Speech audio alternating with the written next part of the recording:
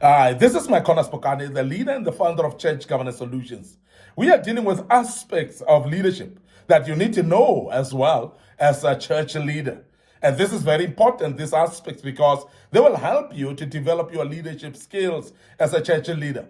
And we have realized that there are many of our church leaders that have been appointed into leadership, but yet not trained to become leaders. And that's the reason why we are there as Church Governance Solutions. We are training majority of the people that need to learn out of this platform to sharpen their leadership skills, to sharpen their leadership knowledge as well, because that's very, very important. We are speaking about some aspects of leadership that you need to know as a church leader. And one of those today is that leaders are often ordinary people who accept or are placed under extraordinary circumstances that bring forth their latent potential that they may have not known before. And this is producing character from their lives that inspire to others. And when people look at them, they are inspired and they have confidence in them as well. And through within, what happens is they have also trust within those people, and they follow those people because they trust in them as well.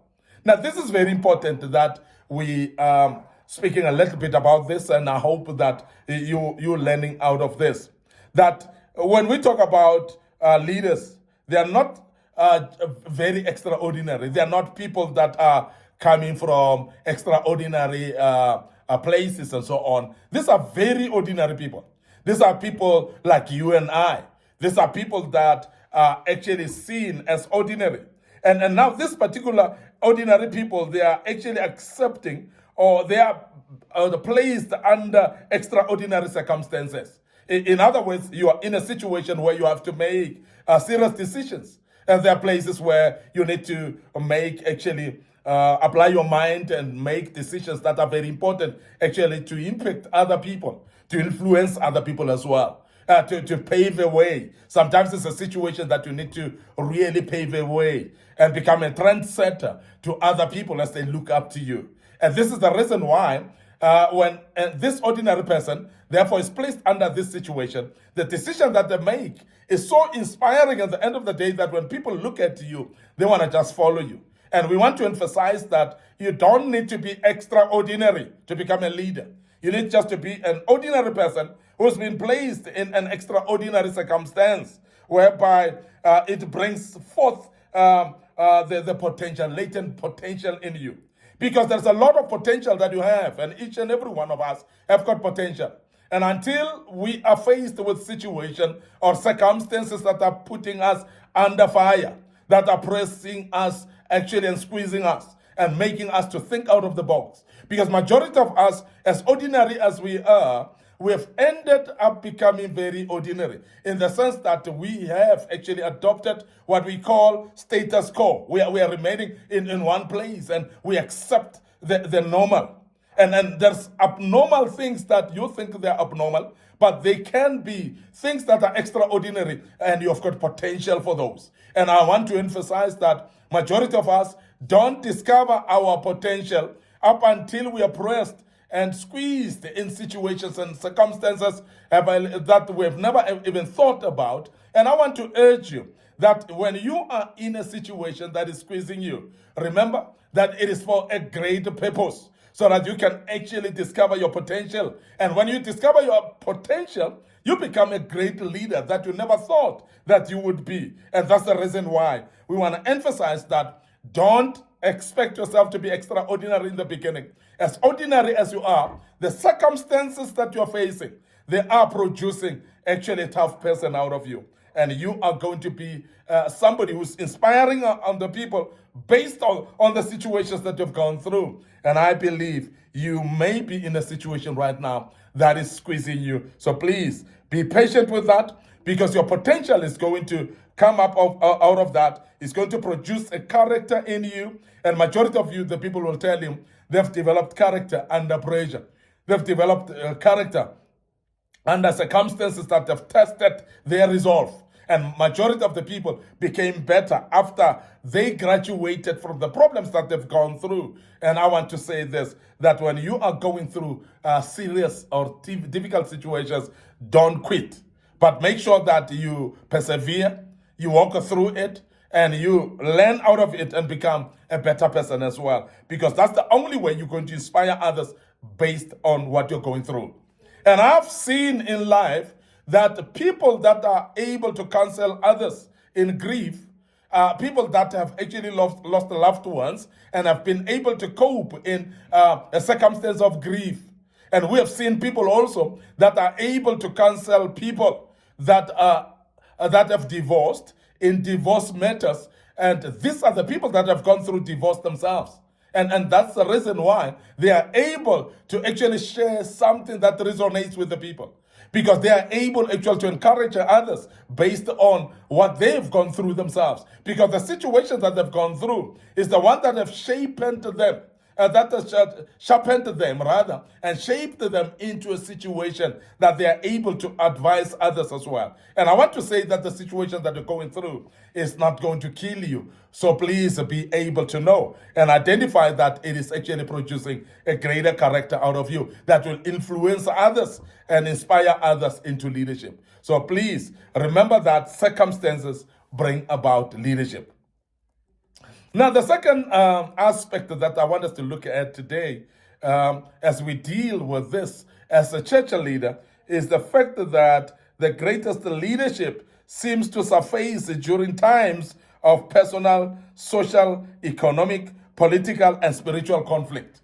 And I've said this and I want to emphasize it again, that when you're going through personal conflict, when you're going through a social conflict in your life, it could be financial issues that you're going through, or economic matters are not in your favor. And that is the time when many people are going to think out of the box and they become leaders in trend better. So therefore, circumstances of our lives are not there to come and destroy us. And I want to urge you as a church leader as well, that you might be going through the low of your life. And some of you might be having the church that looks like it's going down. People have walked out of you. Maybe some leadership that you appointed have actually deserted you as well. They've walked out of your vision. They've walked out of your church. I might be speaking to people that have actually just experienced some split of their churches. And I want to urge you to know that those circumstances are toughening you up. They are actually building a character out of you. The best is yet to come in your life as a leader. Even though you've lost members are going to come in great numbers. And therefore, the quality of the people that will come will be even better people. And I want to urge you also that you might have been deserted by your own leaders, or maybe they even betrayed you. And that situation of betrayal might be producing a tough as thick person out of you. Somebody who's tough like an iron.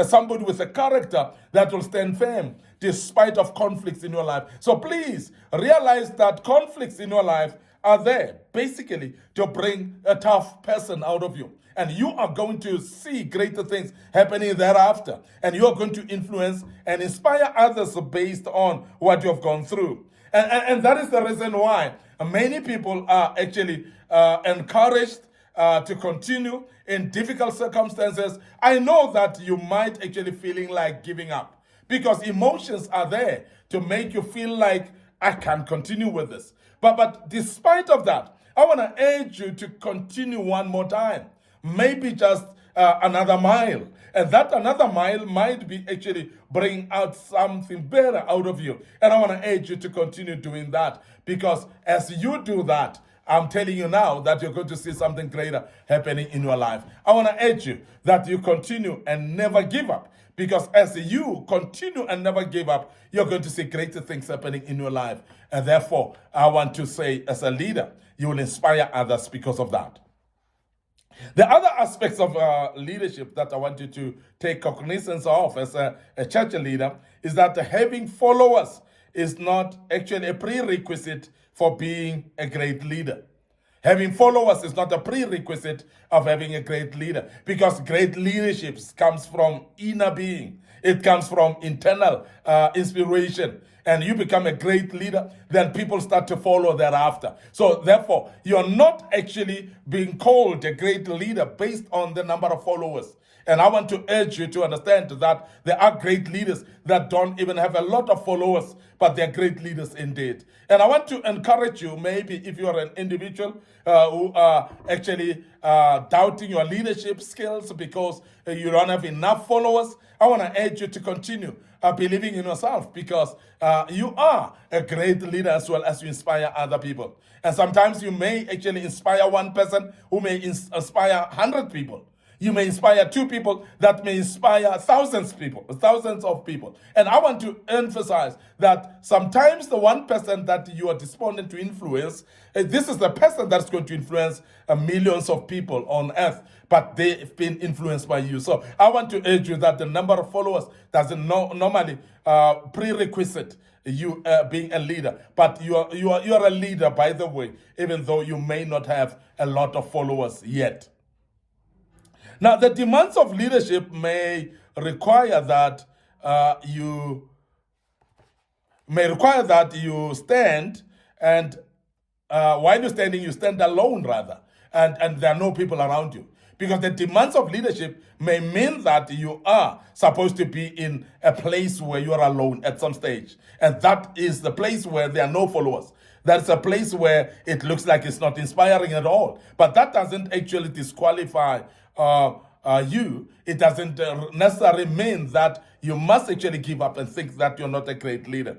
You might be that the demands are wanting you to become alone in the face of the conflict that you're facing, or maybe in the face of public opinion sometimes, or even the crisis that you might be facing. Because sometimes when there's a crisis, people may be restrained and they may be held back. And God may be allowing you to mature and develop a character through what you're going through in that conflict. And might be that there are no followers at that particular time. So remember that when Jesus was crucified on the cross, he was crucified basically not with his disciples. We know that. And the reason is because he was actually supposed to go through that alone so that he become a savior alone. So I want us to know that and remember that the situation of your life doesn't disqualify you as a leader. I want to end up here today, your host, Micornus Phokane, the leader, the founder of Church Governance Solutions. This was part 4 today, and we will embark on part 5 tomorrow, which will be rounding up this topic. And we want to invite you to join us for part 5 tomorrow. And I want to also make you aware of our Facebook page, Micornus Phokane, the Facebook page, Church Governance Solutions. So please like and follow us on that platform. Click notification button as well so that you may be notified when we post the videos in future of this kind. Don't forget our YouTube channel, which is under Young Men Empowerment Forum and under Micornus Phokane as well. So subscribe to these YouTube channels as well. Make sure that you share them to other people as well to subscribe. And the good Lord will bless us to do that. Don't forget our TikTok account. It is easy to share the TikTok videos through WhatsApp as well. We want to urge you to share these videos to some of church leaders that need to hear about these aspects of leadership. And I believe that you have learned out of this. You'll join us for part 5 tomorrow, and the good Lord will bless you as you do that. Allow me to check out right here and say cheers for now.